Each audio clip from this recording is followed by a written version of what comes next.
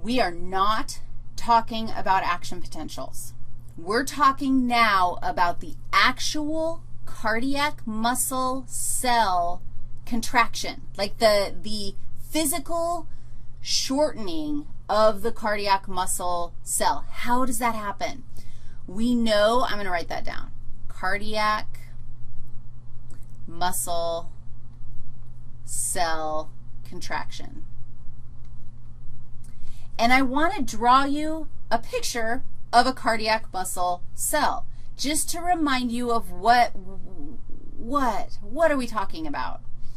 I'm going to start us off with, I'm going to undo that action, undo. I'm going to start us off with an autorhythmic cell. This is an autorhythmic cardiac muscle cell. Remember, only 1% of all cardiac muscle cells are autorhythmic. The rest of them are contractile. But autorhythmic cells generate their own action potentials, and we already have the mechanism for that. We already know that the whole leaky channels, the funny channels are awesome. They change the membrane potential. They automatically and periodically generate action potentials because they change leakiness, and the action potential gets generated. And then the action potential travels through what? Remember, guys? Travels through the intercalated disc, of the cardiac muscle tissue. And the intercalated discs, remember, are just structural things that staple cardiac muscle cells together, but they have gap junctions inside. So the action potential is generated by my friend, the autorhythmic cell, and it's generated automatically, but as soon as it is generated, that action potential travels down the cell membrane through the gap junction and into who? Into a contractile cell. Remember that contractile cells, they're just connected to the autorhythmic cells through these intercalated discs. Contractile cells, I mean, we can draw them doing all sorts of things. They actually are branching cells. Remember that? So we could have another one attached to something else down here. That's awesome. We're going to attach it to someone else down here. But since this is a contractile cell, we're going to visualize so that's just a giant intercalated disc where we actually are then attaching to another cardiac muscle cell, and so on and so forth. I'm going to throw in a nucleus just for the heck of it. We'll throw in a nucleus over here just for the heck of it. Here comes my action potential. It passed through. It comes down the membrane. It's going to, now the action potential is going to do something. In fact, I'm going to undo that and have it do something right about her. Guess what? Cardiac muscle cells, just like skeletal muscle cells, they actually have T-tubules in them. And I'm going to have to make my T-tubule red to make sure that you know, what am I drawing here? I'm drawing a T-tubule. And I'm drawing it this way so that you know it's just like in the cardiac muscle cell, how it was like this invagination of the cell membrane of the myofiber that carried the action potential down inside. It's exactly the same thing. It's a little bit wider. It's a little bit crazier, but that's okay. It carries the action potential down. So this is my T-tubule, which is similar to what you would see in the skeletal muscle. If you had to guess, what are you going to guess is going to happen when the action potential travels down the T-tubule? Are you correct that you're going to guess, this is so cool, are you going to guess that my sarcoplasmic reticulum, which is found inside the cardiac muscle cell, the sarcoplasmic reticulum does have calcium inside, but guess what else? There are specific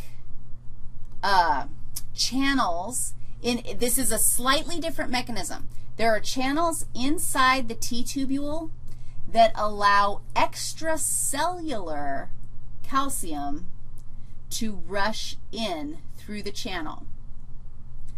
Okay, I'm going to lay this all out for you and do a play-by-play in a second. The extracellular calcium, this is different than a skeletal muscle contraction. In skeletal muscle contraction, all the calcium that we're dealing with comes from inside the sarcoplasmic reticulum. In cardiac muscle contraction, when the action potential travels down the T-tubule, the voltage-gated calcium channels let calcium in from the extracellular fluid. Extracellular, out here.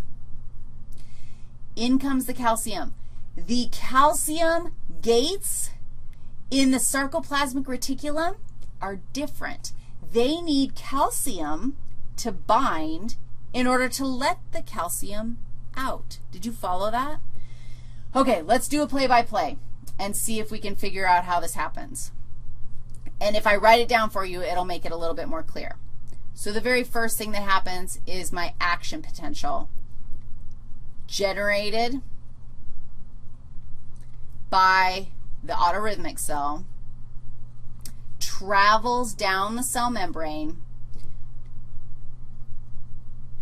through intercalated discs into contractile cells. That's how the action potential arrives. Does the action potential get generated by the nervous system? No, no, no. It does not. It gets generated by the autorhythmic cell. Action potential travels down. It arrives in the contractile cell. The action potential then travels down the T-tubules. Whoa. Down the T-tubules in the contractile cell.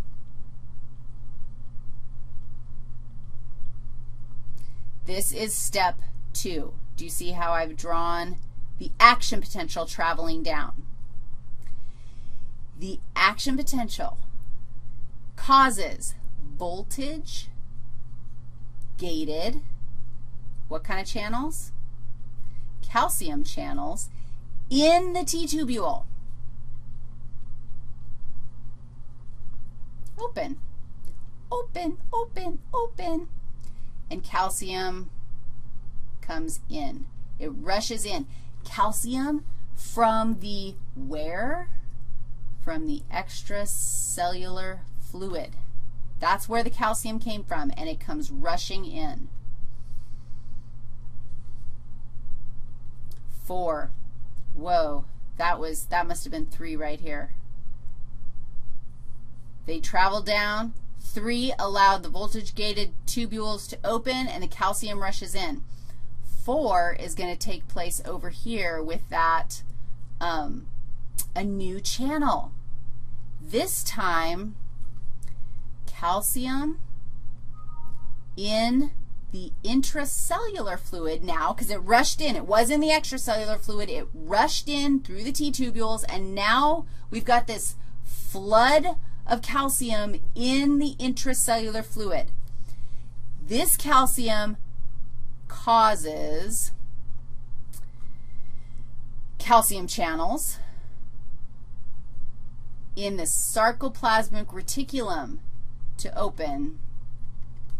Calcium floods out. Now, think about this. You have 2 sources of calcium coming from the cardiac muscle cell. You have calcium entering the cell through the T-tubules, and you have calcium entering the cell through the sarcoplasmic reticulum. These are 2 different ways that we can get the calcium in. Once the calcium is in, calcium is going to do exactly the same thing it does in the skeletal muscle, because what is the sarcoplasmic reticulum surrounding? If we were to do a little peekaboo and look underneath here, we would see myofibrils. Remember, myofibrils were just my overlapping filaments, thick and thin filaments, in little sarcomere setup sarcomere setup, we just have these long layers of sarcomeres, and then it's just the exact same, like, whatever overlapping process, sliding filament theory as we saw in the skeletal muscle. The calcium binds to troponin. Troponin moves tropomyosin. Tropomyosin reveals the myosin binding site. Myosin binding site on actin.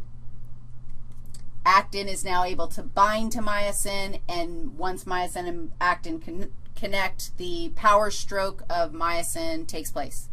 Holy camoles. Then we have a shortening of our fibers.